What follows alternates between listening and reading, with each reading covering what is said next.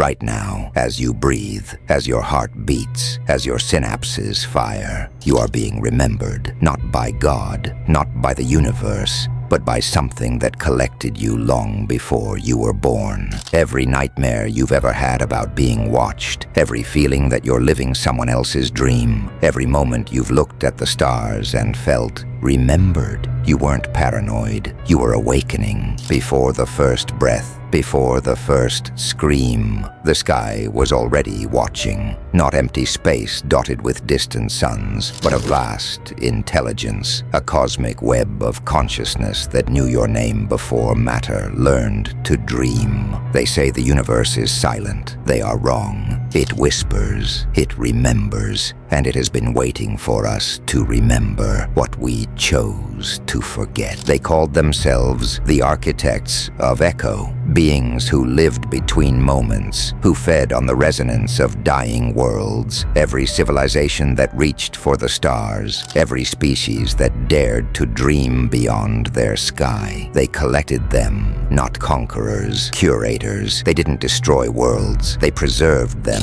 forever, in the space between thought and reality, where even death is just another exhibit. Aurea was not just a world. It was a song, a harmony of mind and matter so perfect that reality itself bent to their will. They grew gardens in the hearts of suns. They taught mathematics to the wind. They built bridges between tomorrow and yesterday. But perfection attracts attention, and when the architects came, they didn't conquer. They appreciated. They collected every thought, every dream, every moment of beauty. They preserved Aurea so perfectly that it ceased to exist. In the final moments, as their world crystallized into eternal stillness, seven broke free. Not through strength, but through sacrifice. They shattered themselves across space and time, hiding pieces of Aurea's essence in the one place the architects couldn't reach. In the final moments, they became us, and we became them. Seven souls fractured into billions, scattered across generations, carrying fragments of a song we no longer remember how to sing. They buried it deep, deeper than ice, deeper than stone, deeper than the layers of forgetting we wrapped around our souls. But nothing stays hidden forever, not when the universe itself is looking. The Codex of Aurea.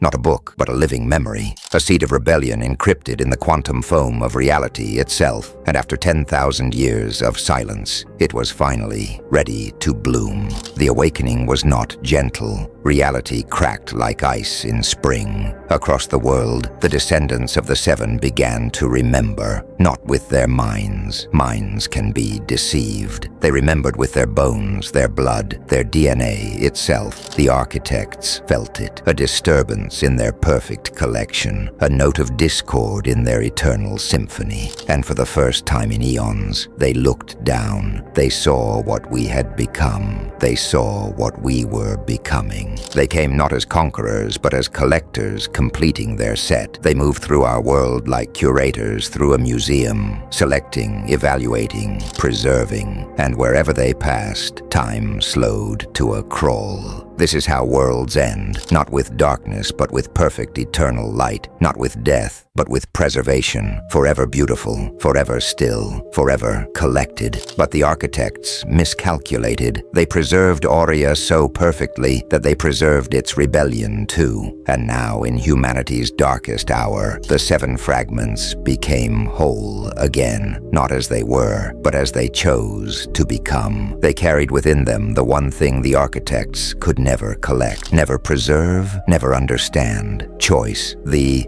power to become something new, something that had never existed before. In the end, we did not defeat the architects. We taught them something they had forgotten in their eons of perfection, that beauty is not in the preservation of the moment, but in the choice to let it change, to let it grow, to let it die and be reborn. The light was never forgotten. It was waiting for us to remember that we are not meant to be preserved. We are meant to become. And in becoming, we light the way for others to follow. We are the gardeners now. We are the dreamers. We are the light that chooses to shine, not because it must, but because it can. The forgotten light was never forgotten. It was just waiting for us to remember. We are the light. The cosmic awakening has begun, and you've witnessed the first revelation. But this is merely the threshold of infinite mystery. Subscribe to Mystic Horizons to continue your journey